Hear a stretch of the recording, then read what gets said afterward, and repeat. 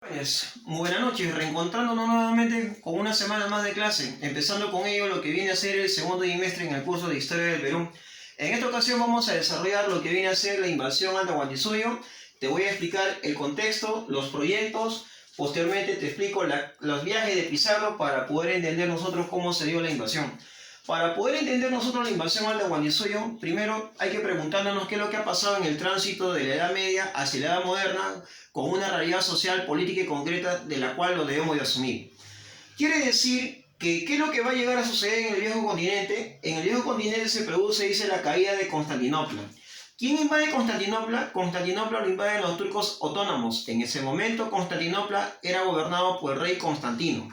Cuando los turcos toman posesión de la ciudad de Constantinopla, se corta el intenso comercio entre el oriente y el occidente. Al cortarse el comercio entre el oriente y el occidente, va a dar interés a que surjan nuevas rutas comerciales. Al surgir las rutas comerciales, con ello también se agrega el origen de una nueva clase burguesa, la burguesía comercial. Cuando yo te hablo de la búsqueda de nuevas rutas comerciales, van a surgir dos proyectos. Esos dos proyectos es Portugal y el Reino Español. En Portugal sobresale la llamada Escuela Náutica de Sagres. Esta Escuela Náutica de Sagres va a estar liderado por Enrique el Navegante. Pero ¿quiénes integraban? Le integraban cartógrafos, astrónomos, matemáticos, físicos y químicos.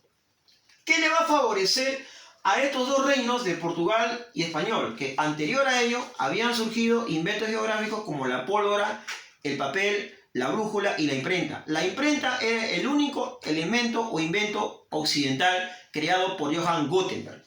Quiere decir que a través de los inventos geográficos ellos se van a ver favorecidos, van a ser guiados por el pensamiento técnico y tecnológico a la vez.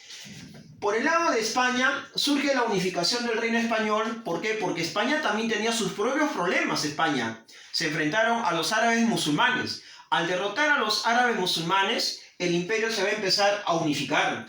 Y Colón, surge la imagen de Colón, donde Colón pensaba que la tierra era redonda y él pensaba que yendo al oeste llegaría a la India, pero sin embargo Colón llegó a lo que viene a ser América, y es ahí de donde surge el término indio. ¿Quién autoriza los viajes de Colón? Quien autoriza el viaje de Colón es la propia reina Isabel de Castilla, bajo el llamado Tratado de Santa Fe.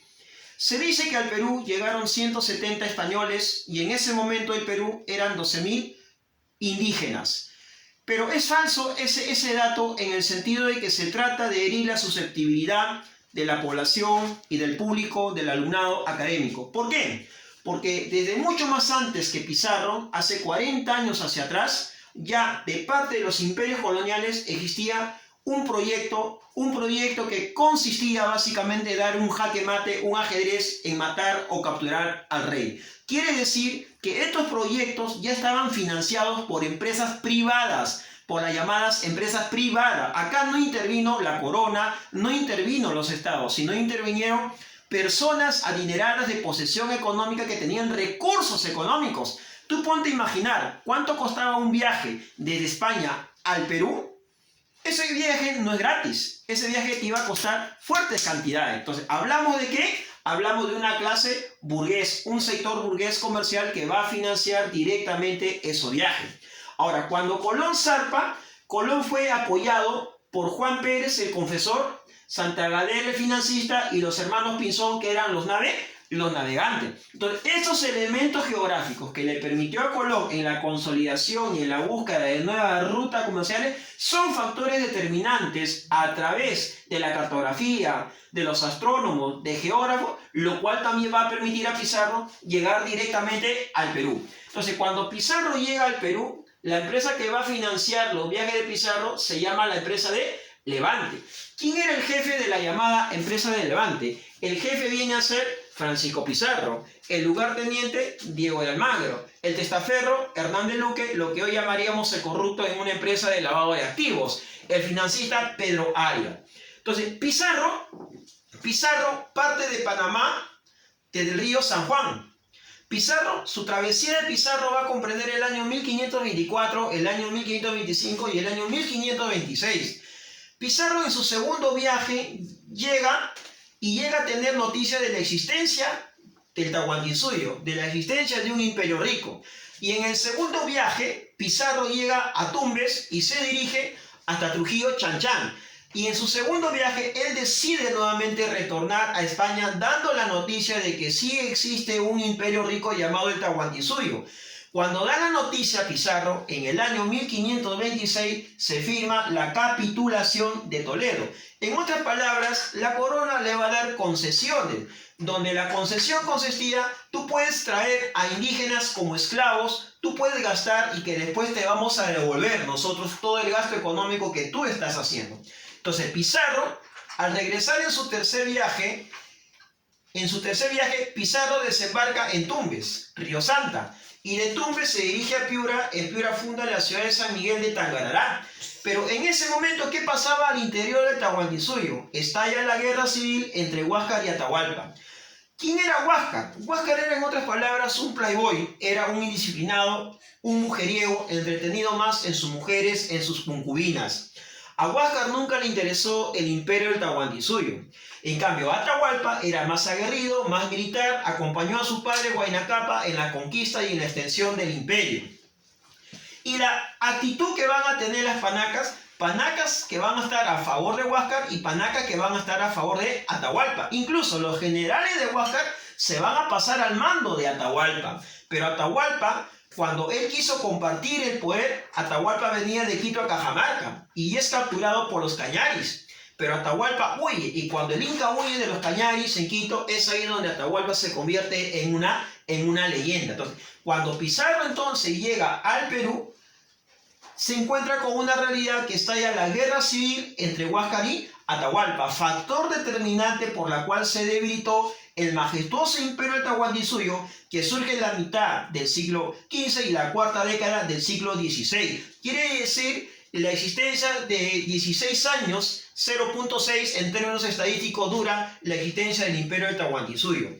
Cuando Pizarro llega al Perú y se dirige de Piura a Cajamarca, Pizarro quiso tener una entrevista con Atahualpa, como Atahualpa también quiso tener la entrevista ¿con quién? Con Pizarro. Entre otras palabras, se trataba de la doble emboscada. Pizarro quería conocer a Atahualpa como Atahualpa quería conocer a Pizarro, pero se trata de una soberbia por parte del Inca.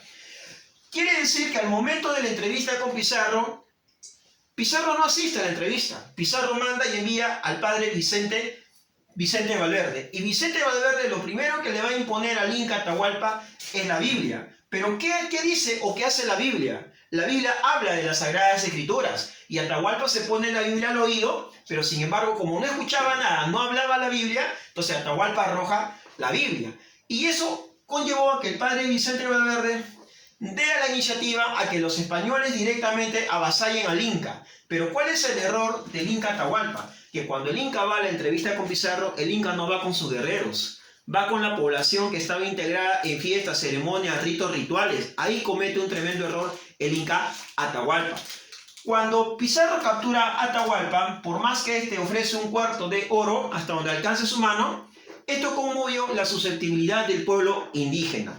Quiere decir que el imperio de Tahuantinsuyo llega a su fin con la ejecución y muerte del Inca Atahualpa. Espero, jóvenes, que te haya gustado la explicación sobre el tema, la invasión al Tahuantinsuyo, habiendo entendido y comprendido qué es lo que pasaba primeramente en el mundo y qué factores técnicos y tecnológicos llegaron a facilitar. Desde el punto de vista cultural, vamos a decir que se introdujo elementos técnicos tecnológicos como animales y plantas. Desde el punto de vista social, la consolidación de una burguesía comercial como los elementos mestizágenes y aborígenes.